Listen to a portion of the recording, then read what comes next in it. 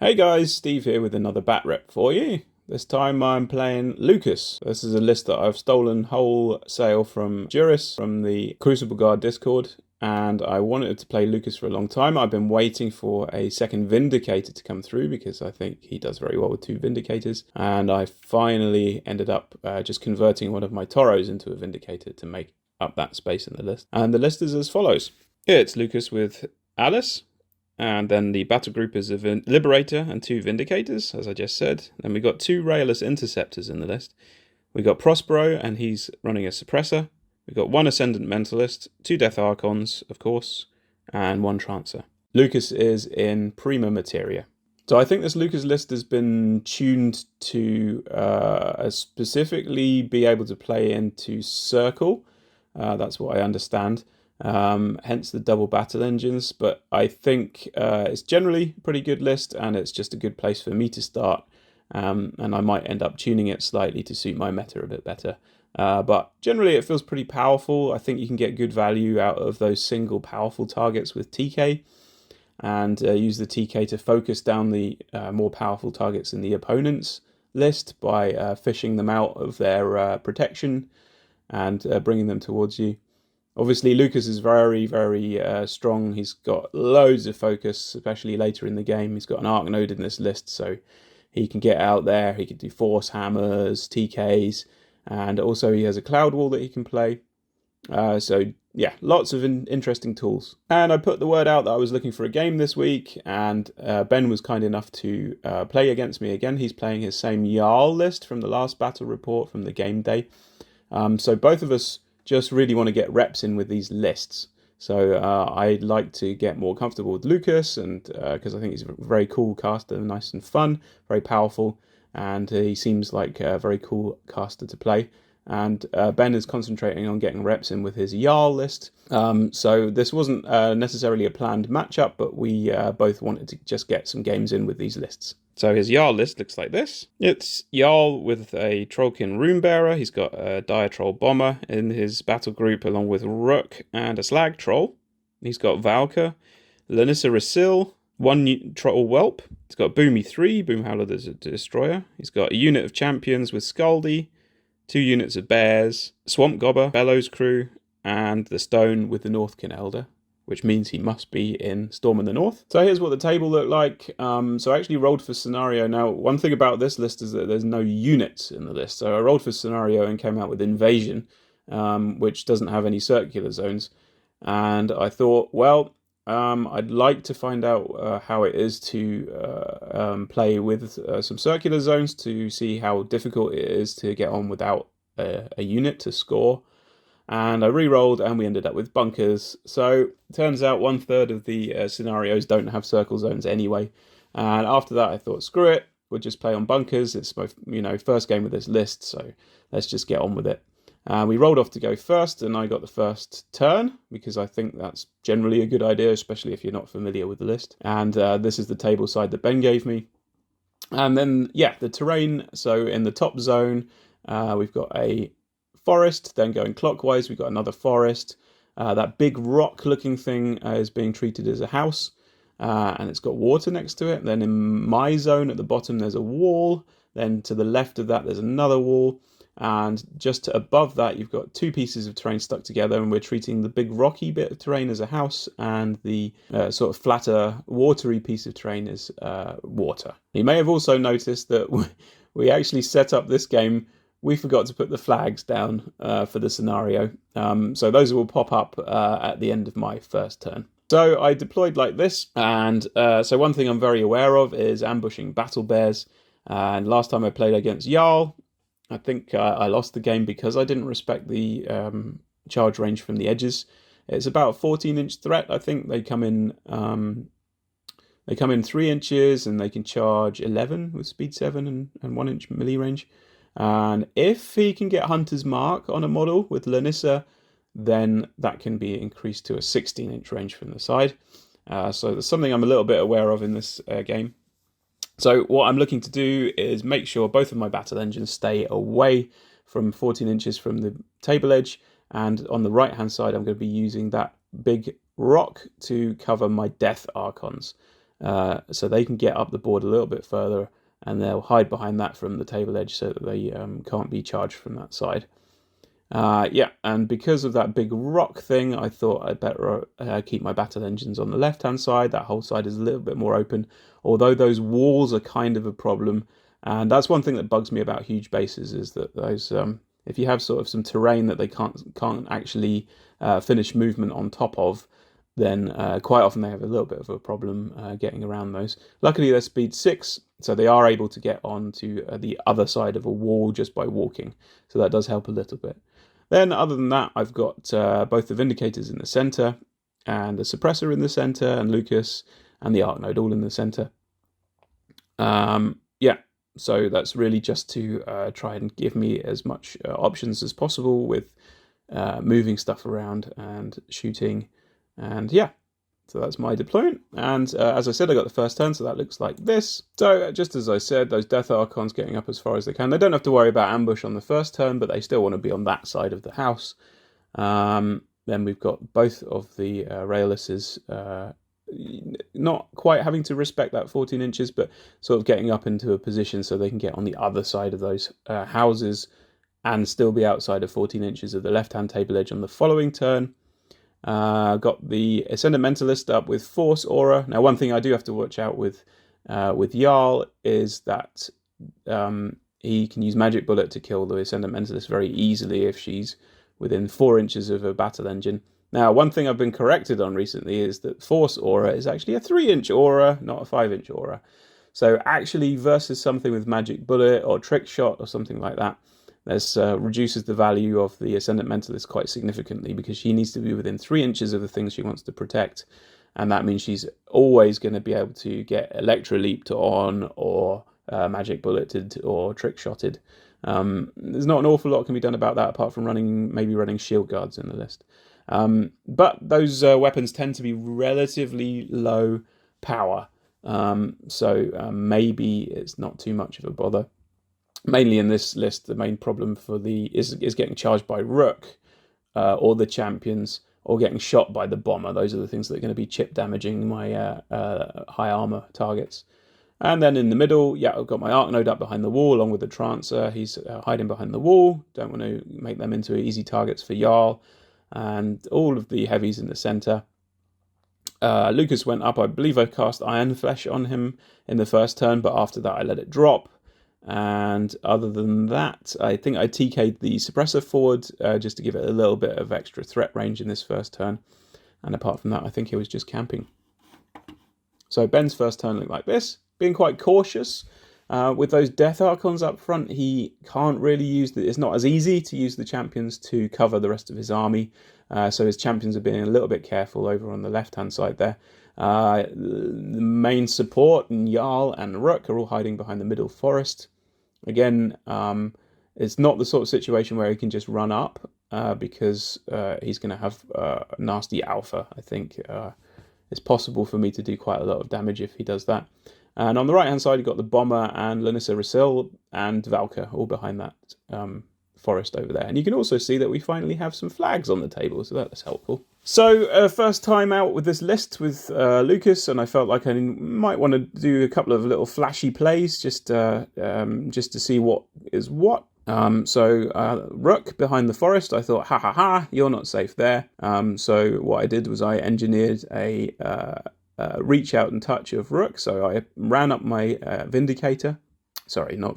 Liberator, up into quite close to the left-hand flag, just to draw line of sight onto Rook.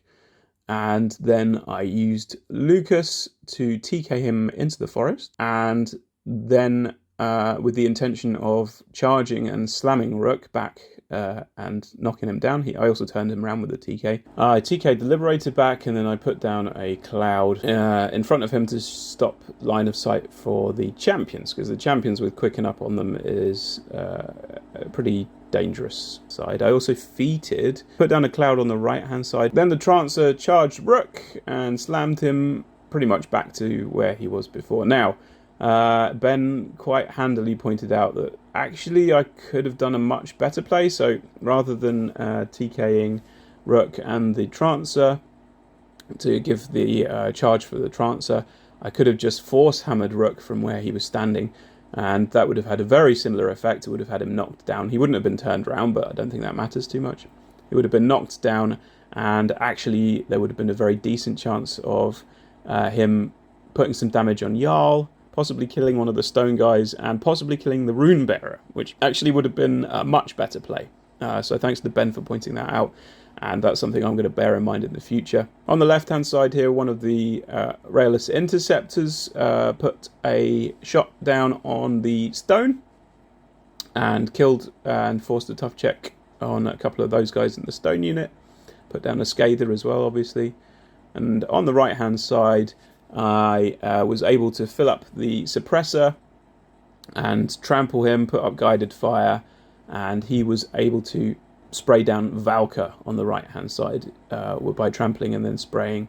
That's pretty nice having that sort of threat on the Suppressor. There was no good targets for the Vindicators, and the Death Archons just shuffled round. So this is a pretty nasty first turn from me, and so my opponent felt like it was time to put down some clouds.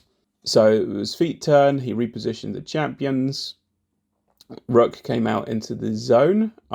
Actually, I think JARL came out and shot the Trancer, actually, maybe. Anyway, so the Trancer's dead, and the Bomber came out and threw some bombs at the Suppressor, which I fortunately didn't connect. I think he might have done a small amount of damage there. He brought in his Whelp on the right-hand flag. He's actually hiding behind that rock, so you can't see him very well over that side. And other than that, just getting in position and trying to stop Big Alpha from me with his clouds.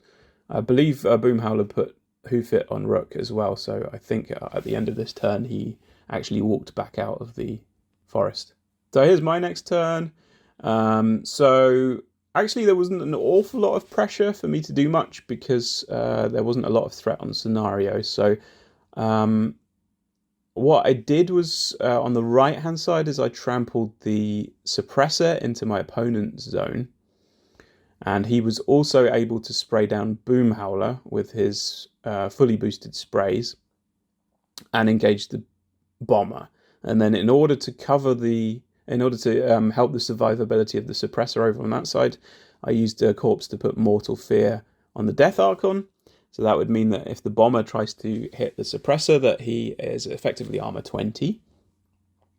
Unfortunately, I couldn't put the Death Archon in a position to kill the Whelp without also exposing him to potentially ambushing bears from the right-hand side. So rather than do anything like that, I just put him on the flag, tried to keep him relatively safe, and just chilled out on that side. In the center, my Vindicators put down some shooting onto a champion, which I managed to TK out of the into the smoke on the left-hand side. Now, I actually think this was pretty bad play over on this side. So my idea was to bring out a champion, put him in the smoke with TK, and then to charge that with the Death Archon. Now, I think this was a pretty bad play. First of all, it took me 3 TKs to get that champion out of there, which is pretty atrocious, really. So I ran up the Liberator into the smoke, so you keep the draw line of sight to the champion, and then I rolled double ones twice on the first 2 TKs. So it cost me 6 focus just to get that champion out of there.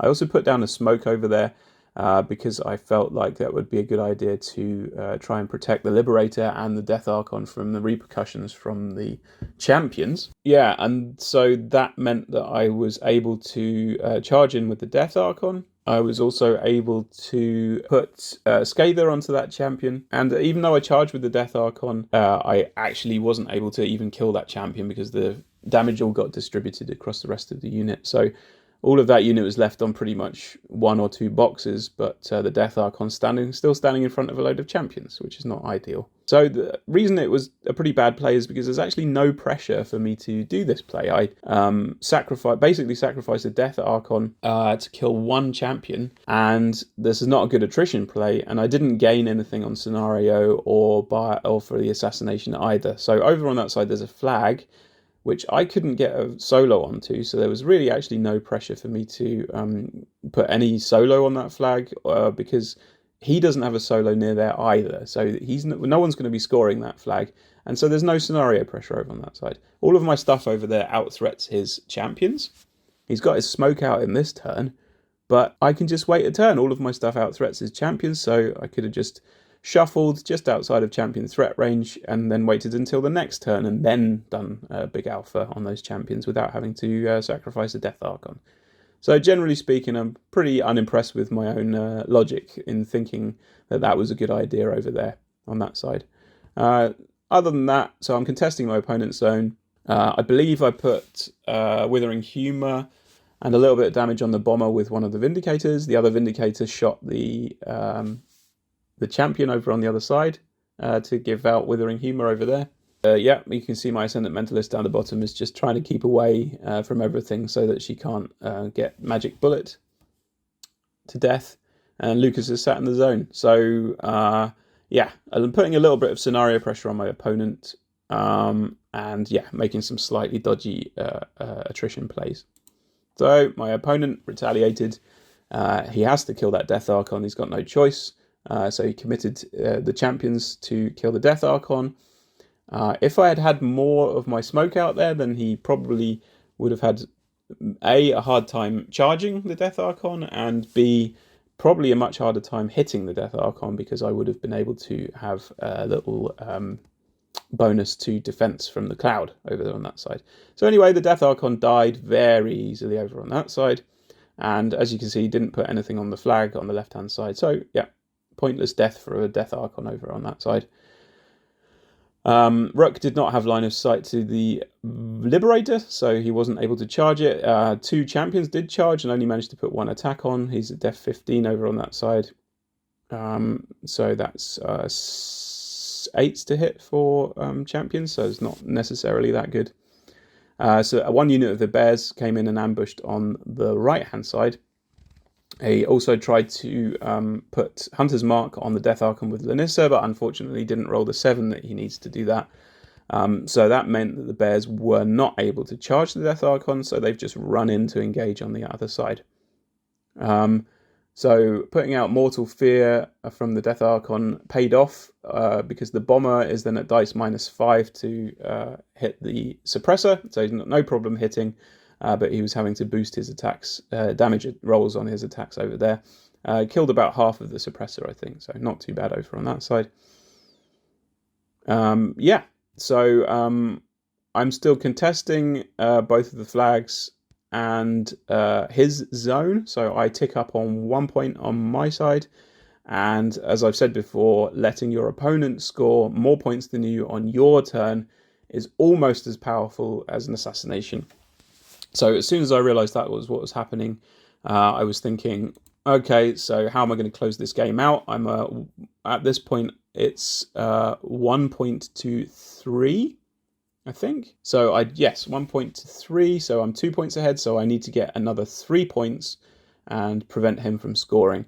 So the way we did that was that I had to clear the whelp and the 2 bears off of the right-hand flag, which Prospero and the Death Archon were able to do on that side. The suppressor can just sit in his zone. So the Death Archon scores the right-hand flag. He doesn't score his zone. Both of the Vindicators just shot into the objective on his zone, just aiming to shoot, and killed it with no problem at all. So that's another point. And then I score my zone. And that's the final point that I need to close out the game. So all in all, a pretty terrible matchup for JARL, I think. The threat ranges and the amount of damage that LUKAS can put out, especially with this list, is pretty insane. Yeah, so definitely a great game, very interesting. But it's not a game that I think my opponent is much interested in trying anymore. It just feels very one-sided. The whole time the assassination threat was very real. It's just that I felt like it was always better to do scenario or attrition work. I definitely made a mistake, maybe more than one mistake. So not necessarily super happy with playing, especially on the left-hand side. But yeah, overall, very fun game. The list in itself, yeah, it's very interesting. I think those rayless interceptors become much more limited versus ambush models, especially ambush models that can one round them. So I have to have another think. I think possibly it might have been wiser for me to push them up the center and over the acid pool in the center of the field, so they weren't so restricted with their movement. They did feel kind of clunky and a bit sort of unwieldy over on the left-hand side. But I think I'll try this list again as soon as I can and get more of a feel for the list. And other than that, I'll see you on the next one. Cheers, bye.